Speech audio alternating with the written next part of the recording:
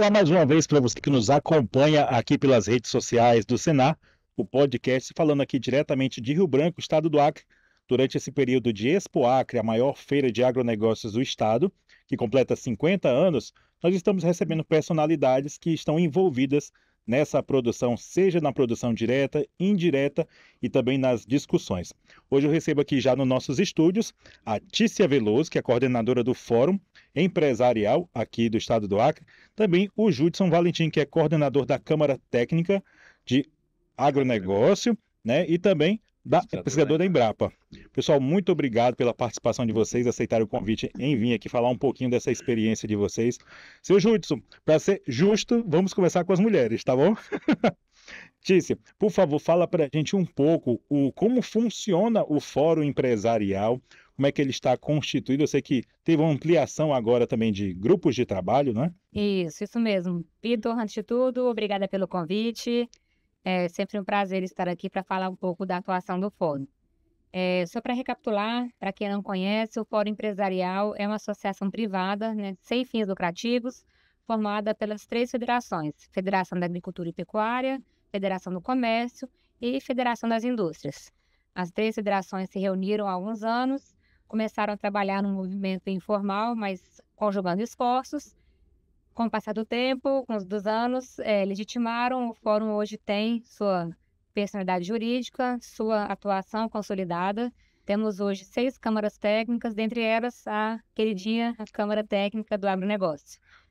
Como são muitas cadeias dentro da Câmara Técnica, temos hoje 8 grupos de trabalho em funcionamento, com outro que está sendo criado. O Judson logo mais vai falar um pouquinho sobre isso. Pronto. Seu Judson, também fale um pouquinho dessa coordenação aí à frente desta gama, né, de possibilidades aí do agronegócio aqui no estado do Acre, que vem se desenvolvendo, além das suas pesquisas também contribuindo.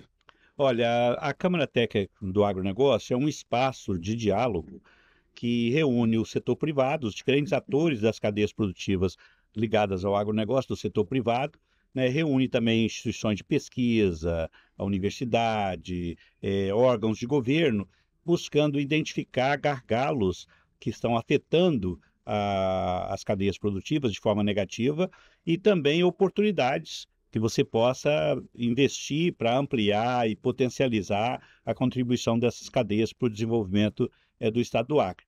E, em função disso, né, no debate entre esses atores na Câmara Técnica, a definição de cadeias específicas que merecem destaque, merecem ser trabalhadas de forma individual. Então, nós temos, por exemplo, grupo de trabalho com pecuária de corte, com pecuária de leite, com café, com a mandioca, né, que é uma coisa tradicional do Acre, não só a mandioca, mas a farinha, a fécula, o beiju, etc.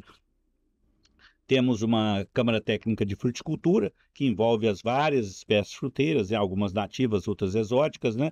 Temos uma Câmara Técnica que trabalha com essa questão de licenciamento ambiental, outorga d'água, todas essas questões que são importantes para que o produtor possa ter a sua produção legalizada, etc. E temos também esse ano criamos um grupo de trabalho. Houve muita polêmica em cima da saída de bezerros para outros estados, se ia faltar boi para os frigoríficos e tal. Então nós temos um grupo que trabalha com essa questão de tributação da pecuária, olhando como é que está evoluindo a cadeia, o rebanho, os abates, a venda de animais vivos, para ter uma ideia. E a ideia e o foco desse grupo é discutir, e aí os atores, seja o frigorífico, seja as organizações dos produtores, vão defender os seus interesses junto a quem toma a decisão, que nesse caso é o governo do estado, né? Mas essas câmaras técnicas são muito importantes porque elas identificam. Vou dar alguns exemplos para você de decisões que estão sendo encaminhadas. Por exemplo, existem estados como Mato Grosso, Rondônia, que hoje concedem uma diferenciação tributária para aqueles produtores, seja pecuaristas ou agricultores, que compram máquinas, implementos agrícolas, compram peças e tal. Então eles fazem uma diferenciação tributária no sentido de que esses segmentos que estão na base da cadeia, eles não paguem muito o total da carga tributária em termos de ICMS, porque você estaria tributando, onerando a base da produção. Então, se você reduz ali, vai ter mais produtores comprando tratores, plantadeiras, colheitadeiras, etc., que vão estar investindo para ampliar a produção e a produtividade, e isso, lógico, se você tem produção na base, isso vai se transformar numa ração para o gado, vai transformar numa farinha, vai transformar num produto, vai ser matéria-prima para a agroindústria. Então, você vai adensando a cadeia. E isso vai gerar também serviços de mecânicos e outros. Então, você acaba potencializando toda a cadeia.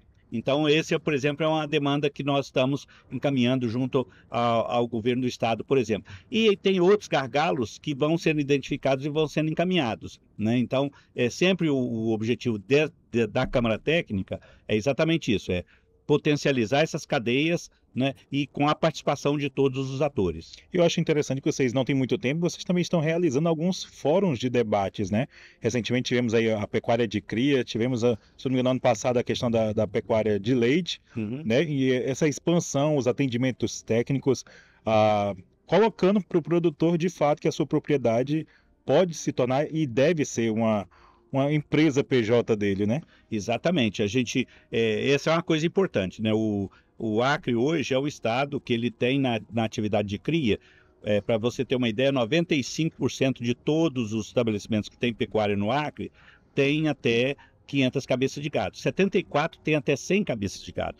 E esses produtores, esses 95% de produtores que têm até 500 cabeças de gado, já hoje detêm a maior parte do rebanho, 55% do rebanho. Muitas vezes, quando você fala num pecuarista, todo mundo pensa num grande produtor, com um chapéuzão na cabeça, uma picape, cabine dupla, mas essa não é a realidade. A maior parte são pequenos produtores, né? Que hoje, lógico, hoje tem a sua casa, tem o seu carrinho e tal, tem um bom padrão de vida, mas são pequenos produtores que enfrentam uma realidade muito difícil.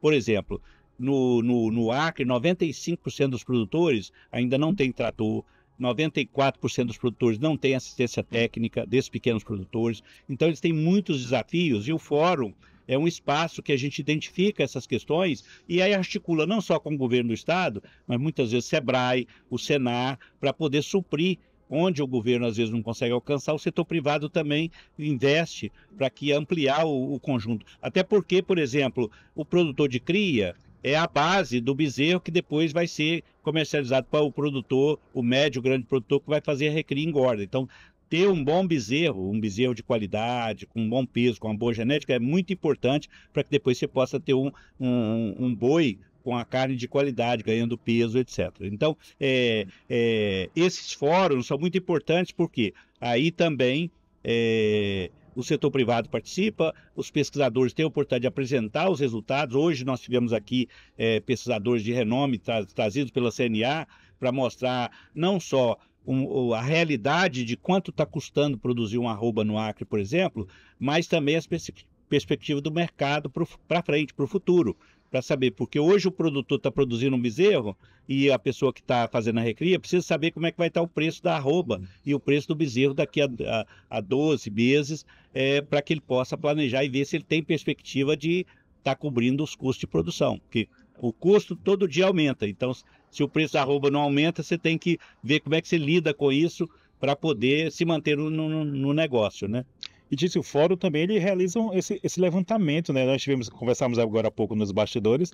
O fórum ele desenvolveu uns boletins informativos, né? Que foi uma referência para todo mundo, tanto para quem não atua na área direto, mas também com aquele que já atua, tem uma experiência, uma expertise, com economistas, pesquisadores. E tem a possibilidade de voltar agora também, né? Sim, Vitor. Por 18 meses aproximadamente, tivemos boletins semanais, mensais, estudos informativos, estudos setoriais, sendo promovidos pelo Fórum, em parceria com o SEBRAE, com a Fundap, a Fundação de Pesquisa da UFAC, e outras instituições também contribuíram com dados e informações.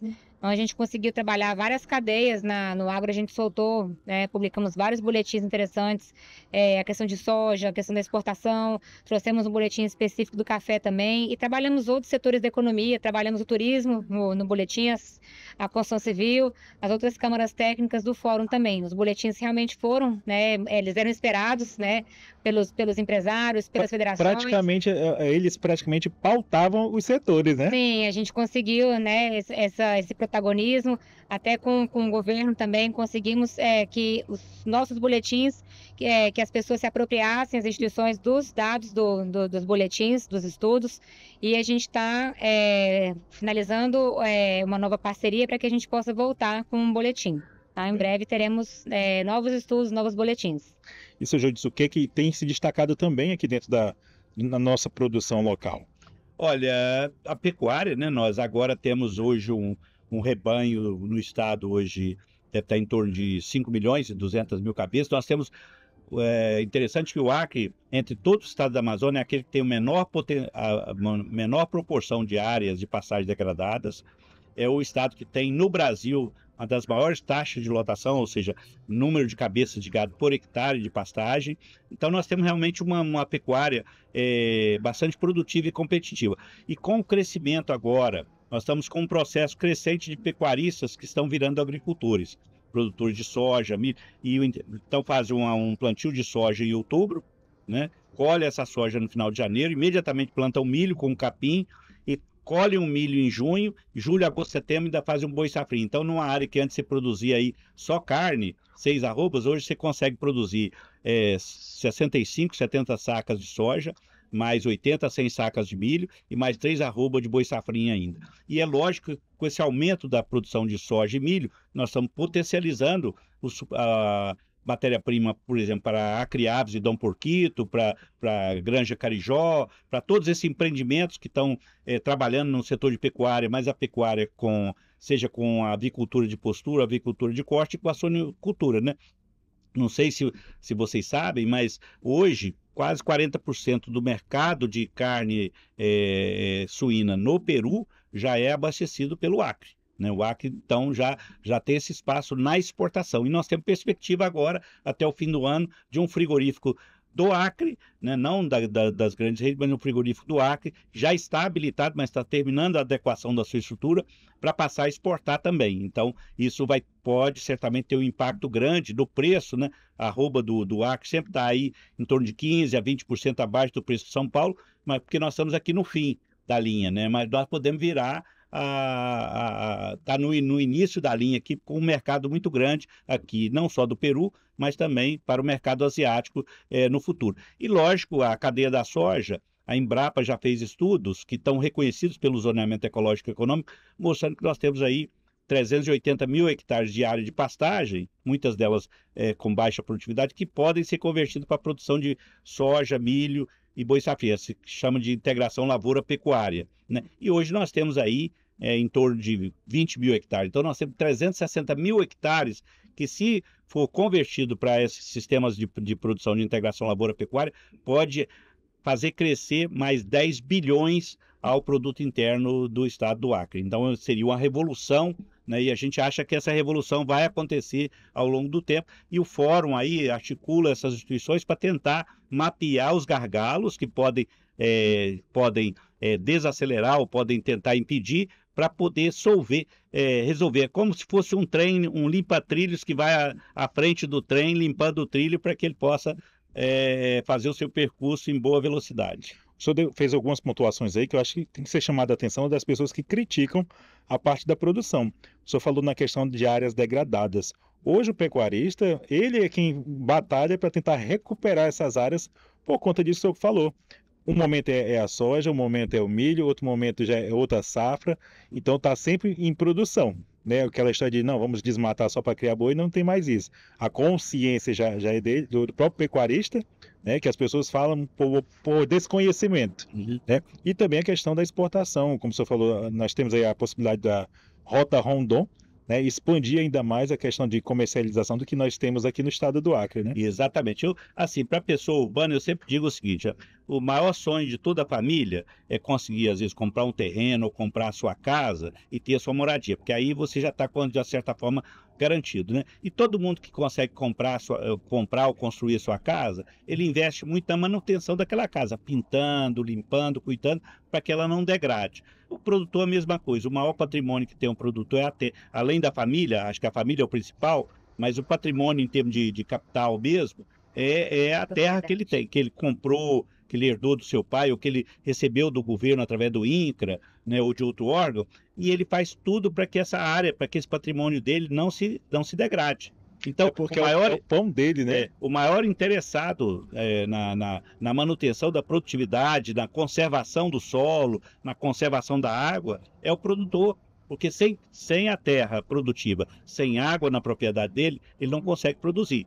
E aí esse produtor, se ele não conseguir produzir, o que ele vai fazer? Vender a terra para outra pessoa que talvez tenha mais capital, e esse produtor migrar para a cidade, ele não tem nenhuma habilidade, nenhuma competência para o mercado de trabalho na cidade. Então, tudo que a gente não quer é que o produtor saia da terra dele e venha para a cidade, né? Não porque ele não possa vir, mas porque lá é onde ele consegue gerar renda para sua família, garantir dignidade para sua família, garantir a segurança alimentar e dar um futuro para os seus filhos. Pronto. Tis, nós estamos caminhando para o encerramento do nosso bate-papo aqui. O que você pode também destacar ainda para quem nos acompanha com relação ao Fórum Empresarial? Vou retomar o que eu comecei inicialmente, né? O fórum não é só agronegócio, então a gente trabalha várias cadeias, vários eixos de atuação que trazem desenvolvimento para o Estado. Então, dentro do fórum, a gente tem o agronegócio, que é um pouquinho disso que a gente falou, né? Para vocês terem uma ideia. A gente tem a construção civil, comércio exterior, tecnologia e inovação, o turismo, e mais recente a bioeconomia também, que foi a última Câmara Técnica criada. Então, são muitos eixos que a gente busca nesse mesmo propósito de chamar o trade, governo, município, todo mundo discutindo, buscando soluções para que a gente possa fomentar o setor produtivo do Estado. Bem, doutor Júlio também, o senhor pode falar para a gente aí, destacando mais alguns pontos dentro da coordenação das câmaras? Olha, eu acho que a gente tem uma perspectiva muito boa, um esforço que nós estamos fazendo é para trazer cada vez mais para dentro da Câmara Técnica e para os grupos de trabalho os diferentes setores empresariais. A gente tem uma certa dificuldade, é lógico. O empresário, seja ele produtor, seja ele dono de uma agroindústria, ele está muito preocupado no dia a dia de correr atrás, cuidar do seu negócio, porque tem conta a pagar, tem o salário dos funcionários para pagar, mas a gente tenta sensibilizar esses atores que a participação deles lá é muito importante.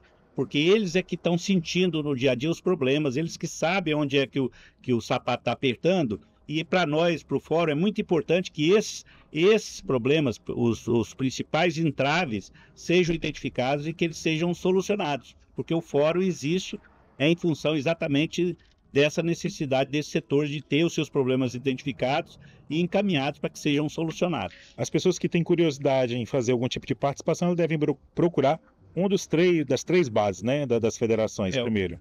O correto é via federação, mas a coordenação do fórum está disponível sempre que a gente quer sempre trazer para dentro da Câmara Técnica e para dentro dos grupos de trabalho pessoas com a visão crítica, pessoa que consegue realmente mapear, identificar problemas e pessoas que têm uma visão propositiva, porque não só também a pessoa que só enxerga o problema, mas que traga, já que se você está sentindo o problema, a pergunta é a seguinte: quais as soluções que você teria para propor para solucionar esse problema? E aí a gente vai avaliar se essas soluções forem cabíveis, tiver possibilidade, o fórum vai encampar, a Câmara Técnica traz dos GTs, o fórum encampa esse problema e as propostas de soluções e a gente busca encaminhar, seja junto ao governo do estado, junto à prefeitura, junto ao governo federal, ou onde for o fórum competente para buscar a solução para esse problema. Pronto, muito obrigado pela participação de vocês aqui conosco, viu? Nós que agradecemos, Vitor. Obrigado. Para você que nos acompanhou até aqui, muito obrigado pela sua participação conosco. Em breve voltamos trazendo mais informações, conversando com outras pessoas que também fazem parte deste meio do agronegócio do estado do Acre. Muito obrigado e até logo mais.